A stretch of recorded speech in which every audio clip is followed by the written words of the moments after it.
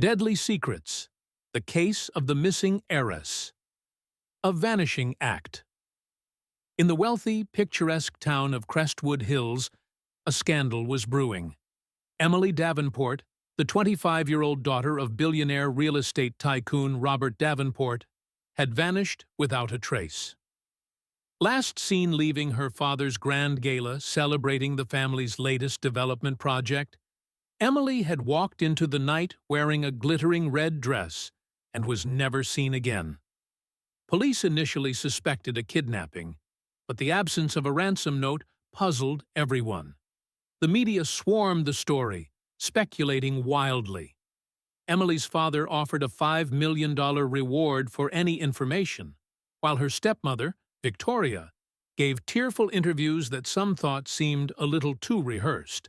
Behind the headlines, however, were secrets buried deep, secrets that, once unearthed, would turn Crestwood Hills upside down. The mysterious boyfriend detective Marcus Hayes was assigned to the case. A seasoned investigator, he quickly learned that Emily's life wasn't as glamorous as it seemed.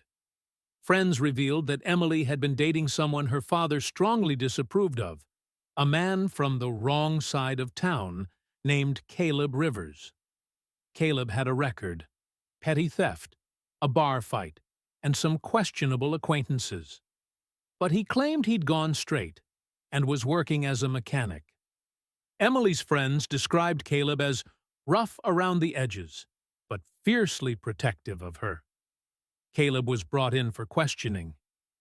"I loved her," Caleb said, his voice shaky but sincere. "We were supposed to leave town that night, start fresh. But when I got to our meeting spot, she wasn't there. I swear, I didn't do anything to her." His alibi checked out, but the police weren't convinced. Neither was Robert Davenport, who publicly accused Caleb of orchestrating Emily's disappearance. "That boy is trouble," he declared on national television. A twisted family affair. As Detective Hayes delved deeper, he uncovered cracks in the perfect Davenport family facade. Emily's stepmother, Victoria, had married Robert shortly after Emily's mother passed away. Rumors swirled that their marriage wasn't as happy as they pretended. Then there was Emily's stepbrother, Ethan, a wild card known for his hard partying and gambling debts.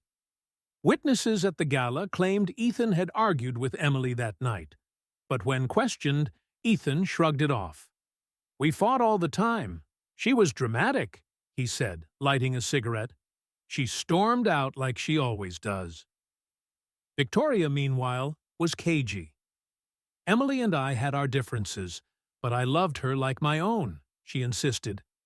Yet, when investigators examined her phone records, they discovered a string of calls to an unknown number in the early hours after Emily disappeared. The anonymous tip. Just as the case seemed to stall, Detective Hayes received an anonymous tip. A voice distorted by a software program claimed Emily wasn't missing.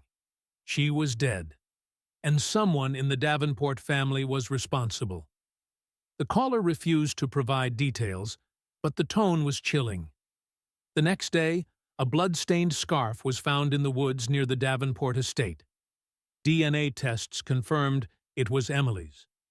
The discovery sent shockwaves through the community. Caleb was once again dragged into the spotlight, but this time the evidence pointed elsewhere. Forensic analysis revealed that the blood on the scarf had been smeared deliberately, not naturally from an injury, indicating someone had planted it. The setup Detective Hayes began to suspect that the anonymous tip was part of a larger plan. He focused his attention on Victoria and Ethan. Surveillance footage from a gas station near the estate showed Ethan purchasing bleach and gloves the night Emily disappeared. When questioned, Ethan cracked under pressure. "Fine, I helped clean up," Ethan admitted, his face pale. "But I didn't kill her. That was all Victoria's idea." Victoria, however, wasn't going down without a fight. When police arrived to arrest her, she was gone.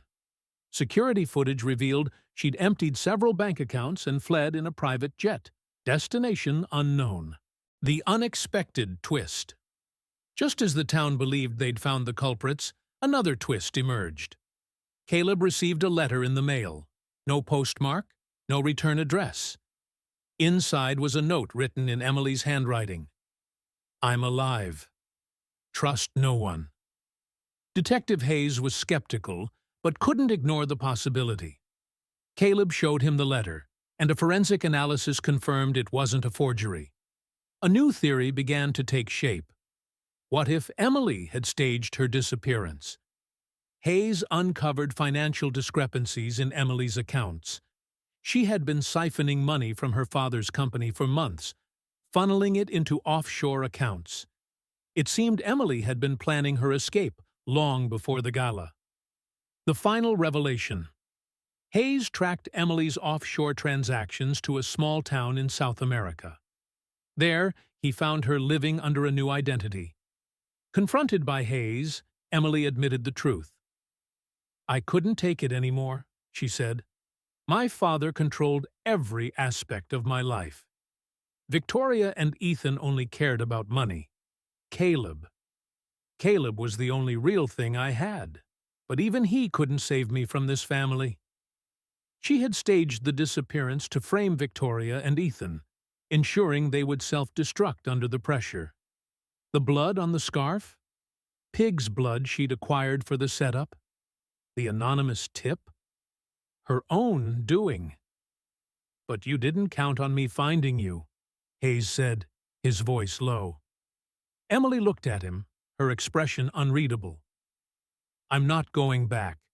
If you take me in, I'll tell the world about the skeletons in my father's closet. Are you willing to open that Pandora's box?" A haunting decision. Hayes returned to Crestwood Hills, but without Emily. He reported that she had likely perished in the wilderness, leaving behind only questions and speculation. The case was closed, but not resolved. In the end, Caleb left town, unable to cope with the betrayal. Victoria was captured in Dubai, but maintained her innocence. Ethan spiraled further into addiction, and Robert Davenport's empire began to crumble as scandals emerged, hinting at the secrets Emily had hinted at. As for Detective Hayes, he kept Emily's secret. Sometimes justice wasn't about the law. It was about survival. The end. Thanks for joining us on this adventure through Kind Park Stories.